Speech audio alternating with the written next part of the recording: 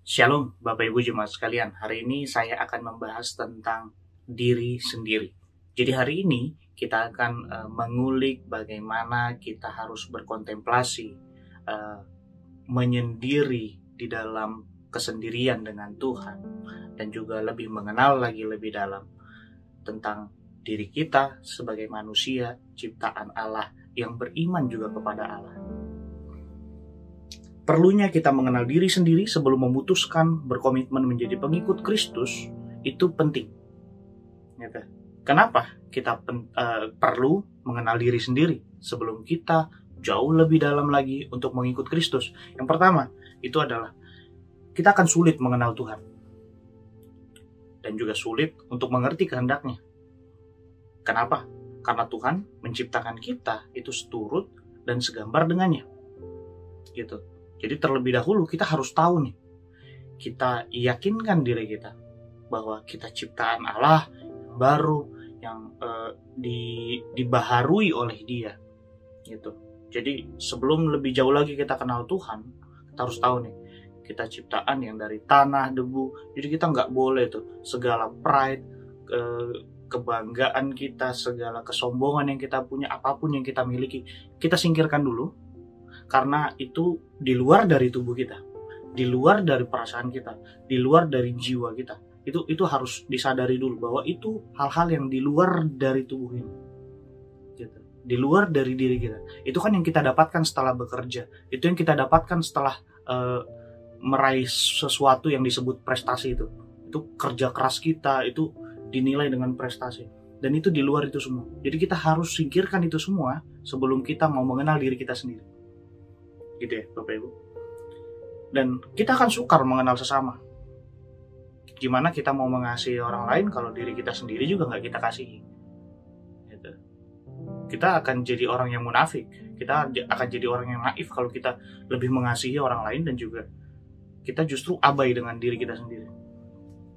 Lalu kita akan lebih weak, lebih lemah lagi dalam menangkap pemberitaan firman Tuhan. Kita lemah menangkap firman Tuhan karena ya yang kita tahu mungkin sebatas moralitas, tapi kebenaran itu jauh di atas moralitas.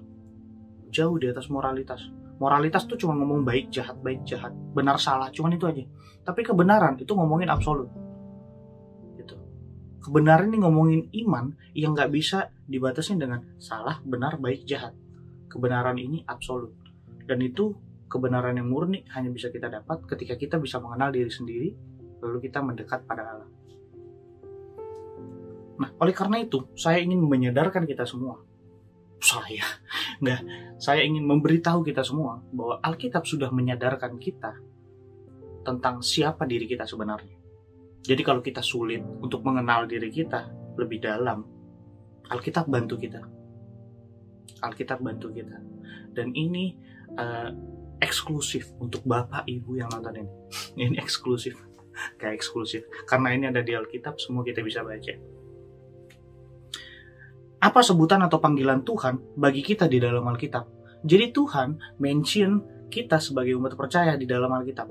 Tuhan panggil kita, Tuhan sebut kita itu di dalam Alkitab sebagai apa? Nah ini akan akan menjadikan landasan kita, dasar kita untuk mengenal diri kita lebih dalam lagi. Yang pertama, Yohanes 15 ayat 15. Kalau Bapak Ibu lihat di situ, akan ditampilkan nih, ya. Tolong. Yohanes 15 ayat 15, dia sebut kita sahabat. Kita sahabatnya Allah. Ya kan? Seorang sahabat, kata Amsal juga, gak cuman itu berteman baik, tapi menaruh kasih setiap waktu dan menjadi bahkan lebih daripada saudara di saat kesukaran. Itu sahabat. Dia akan jadi orang yang pasang badan. Tuhan pasang badan sama kita. Kita juga pasang badan dong untuk mempertahankan iman kita. Gitu. Bukan berarti dalam konteks anarkis, enggak. Tapi kita harus pertahankan iman kita. Satu kali saya nonton film horor gitu. Jadi dia ini seorang eksorsis ya, seorang pengusir setan. Lalu dia dikritik sama dia punya uskup lah, dia punya atasan. Jadi father ya, kalau di Katolik bahasa Spanyol kah atau apa, padre ini dibilang caranya itu ekstrim gitu, cara dia untuk ngusir setan ekstrim, dan itu nggak bisa ditolerir oleh gereja Katolik pada waktu itu. Ini based on true story. Jadi salah satu petingginya dia datang juga ke dia. Jadi yang kritik ada yang mau bela dia. Jadi dia bilang begini, saya akan pasang badan buat kamu, saya kenal kamu, saya tahu kamu. Terus dia bilang, maaf bapak, maaf father, maaf padre, saya tidak ada yang bisa bela iman saya selain saya gitu. Tidak ada yang bisa bela iman saya selain saya. Wah, itu kalimat yang keren banget, yang saya sendiri jadi terbuka. Kan lucu ya, kalau iman itu kan kepercayaan kita pada Tuhan. Lalu yang bela iman kita Tuhan tuh lucu menurut saya. Kalau Tuhan aja yang bela imannya, Tuhan aja yang bela iman kita, itu lucu. Itu kayak kita nggak doing apa-apa, kita nggak melakukan apa-apa, kita jadi boneka gitu. Atau kita jadi itu akan menjadikan manusia pembiaran gitu, berbuat dosa. Tenang aja, karena Tuhan yang bela iman kita. Gak bisa. Yang bela iman kita adalah diri kita, perbuatan kita, perkataan kita, bahkan pemikiran kita. Kita harus bela iman kita lewat seluruh kehidupan kita. Oleh karena itu, kita bisa disebut sahabat kalau kita bela iman kita. Bela imanmu. 1 Tesalonika 1 ayat 4. Nih, lihat lagi. Kita disebut sebagai orang-orang yang terpilih. Hak eksklusivitas yang Tuhan kasih ke kita sebagai orang-orang terpilih nggak bikin kita jadi orang-orang yang orang yang eksklusif. Haknya eksklusif, tapi nggak jadikan diri kita eksklusif. Gitu. Hak yang diberikan tuh eksklusif, tapi itu nggak semena-mena bikin kita jadi eksklusif, tertutup dari orang lain. Satu kali saya ada kenalan gitu, jadi dia Kristen dan yang satu lagi Muslim. Jadi ketika dia dipertemukan lah dengan yang orang Kristen ini, kenalan baru saya dipertemukan dengan teman saya yang Muslim. Dia sebelumnya bilang, saya nggak suka orang Muslim gitu. Kenapa? Ya mereka begini. Udah ada stigma, udah ada stereotype bahwa orang Muslim begini. Nggak bisa gitu. Semua manusia ciptaan Tuhan, kamu harus hargai dia karena dia ciptaan Tuhan gitu. Kamu dapat hak eksklusif untuk bisa dengar pemberitaan firman Tuhan, ngerti pemberitaan firman Tuhan, tapi kamu juga harus menghidupinya dengan mengasihi sesama manusia ya. Tapi dia nggak mau ketemu, dan ya begitu sudah. Jadi orang Kristen, jadi orang yang dipilih Tuhan, tidak menjadikan dirimu eksklusif. Gak mau terbuka dengan orang lain, gak mau terbuka dengan pemikiran-pemikiran yang ada. Gak bisa. Terbuka bukan berarti menerima semua, enggak. Kita gak terima LGBT, kita gak terima itu Alkitab versi LGBT juga gak terima. Kita gak terima pernikahan sejenis dan sebagainya yang Alkitab nggak membenarkan itu, dan mereka coba mempelintir ayat-ayat Alkitab dan menjadikannya benar. Itu hati-hati.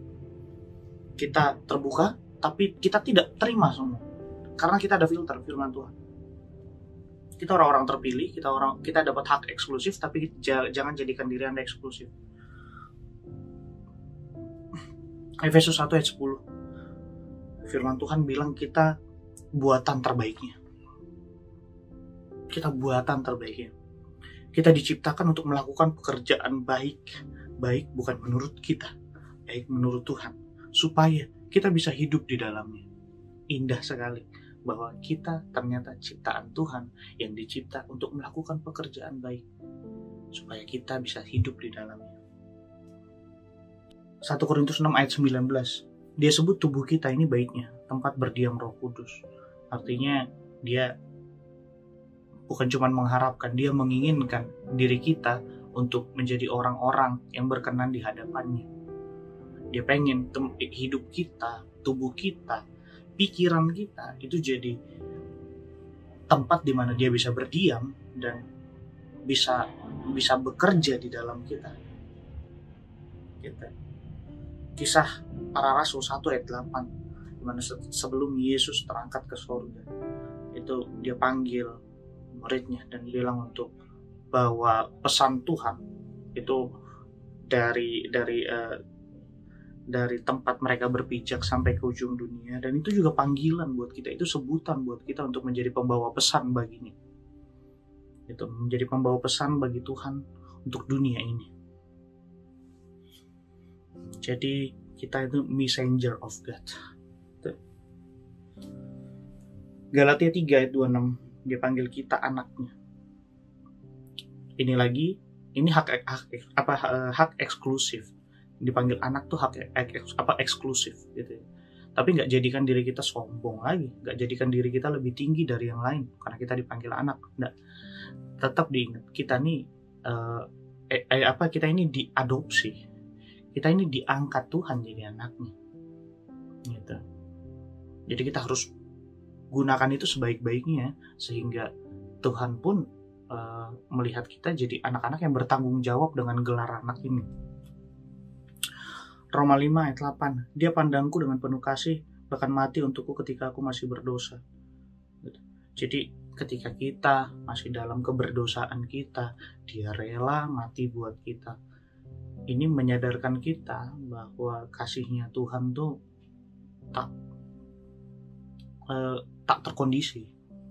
Kita kadang-kadang mengasihi orang ini penuh dengan kondisi, karena dia baik sama kita, karena dia punya sesuatu yang bisa menguntungkan kita, karena dia lebih dari apapun gitu.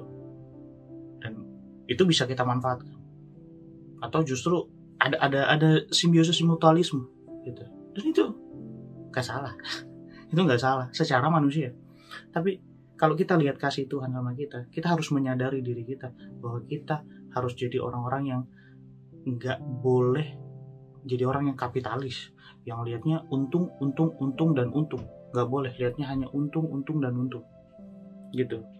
Jadi kita harus lebih sadar lagi bahwa ketika Tuhan mati buat kita, bahkan ketika masih berdosa itu, kita juga harus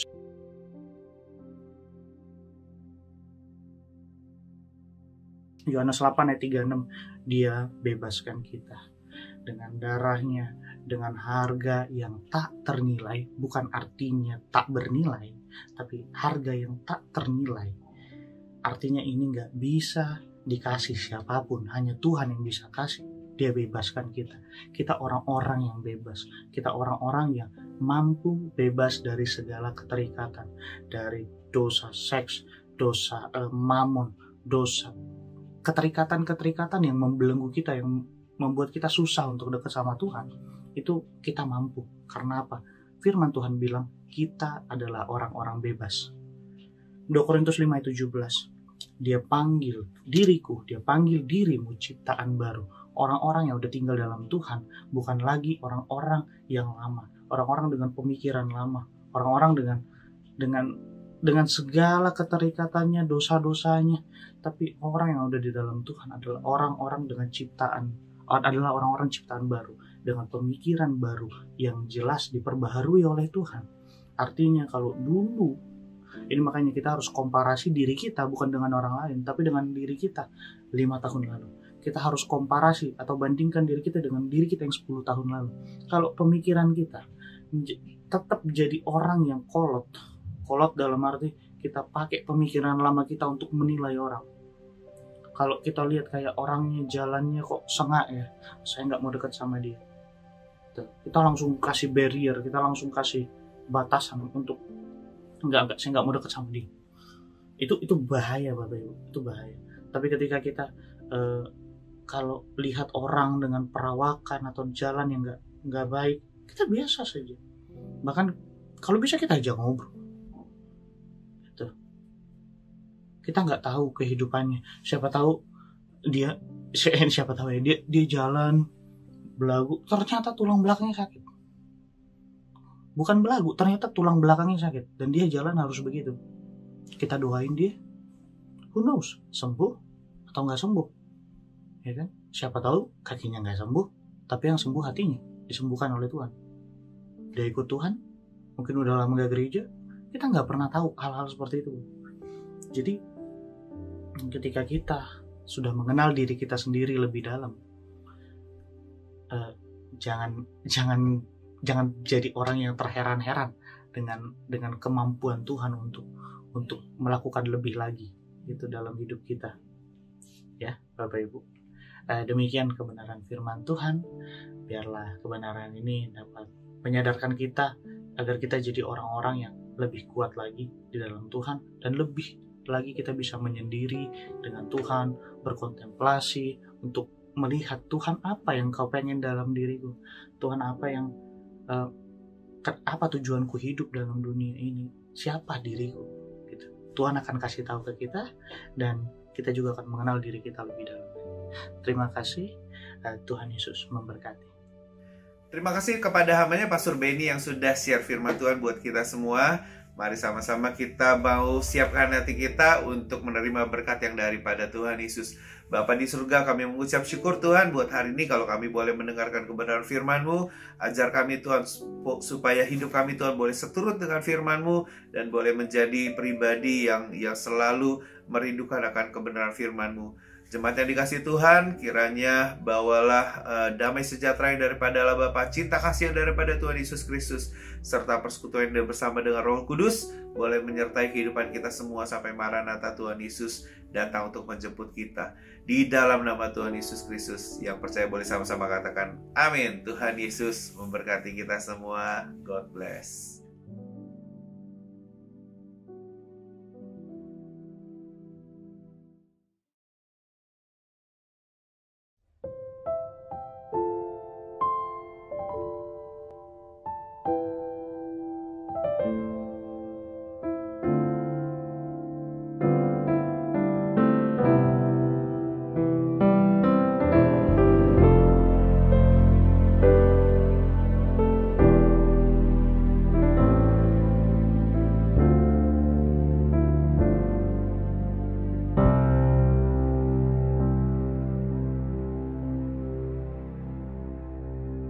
Yesus teladanku, ku mau hidup bagimu. Hati yang hancur kau jadikan baru, sempurna bagimu. Yesus teladanku, ku mau hidup sepertimu. Hati yang baru seperti yang kau mau, sempurna bagimu. Ku angkat tanganku dan berseru, Yesus tujuan hidupku. Ku angkat tanganku dan berseru, Yesus tujuan imanku.